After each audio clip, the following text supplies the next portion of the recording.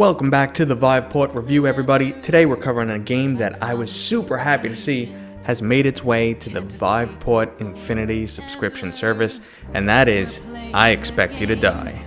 Now, this game has been available on other platforms for a long time, but I just wasn't willing to spend the $25 to get into a puzzle game.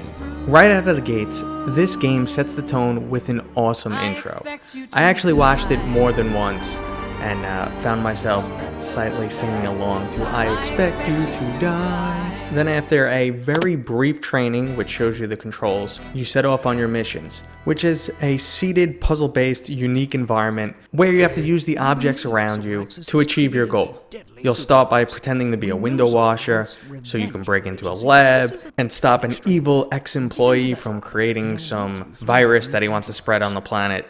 To keep things fun and interesting, the game always throws something very unexpected at you and kills you in many different and usually very funny ways. The missions rely heavily on trial and error, where there will be a scenario that you get to and you constantly die. You might only be given a few seconds to disarm a bomb, or you have to mix the correct combination of chemicals because the wrong ones explode.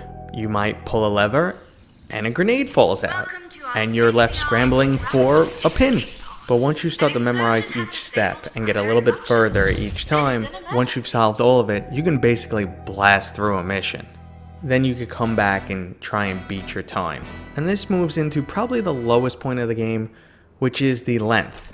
While it's a truly fun and unique game with great environments, good graphics, great sense of humor, you're probably going to beat it in roughly 4 or 5 hours. Could be even less if you're pretty smart, or if you're someone who gets frustrated easily and keeps trying the same thing time and time again, it may take you a little bit longer. There's this weird sense of paranoia every time you start a new mission, because you don't know where the areas that they're going to trip you up on are coming from. It got to a point where I would start a mission, try and find everything I could, try to neatly organize anything I might need, and think, ooh, when might I need something? Like I saw a fire extinguisher.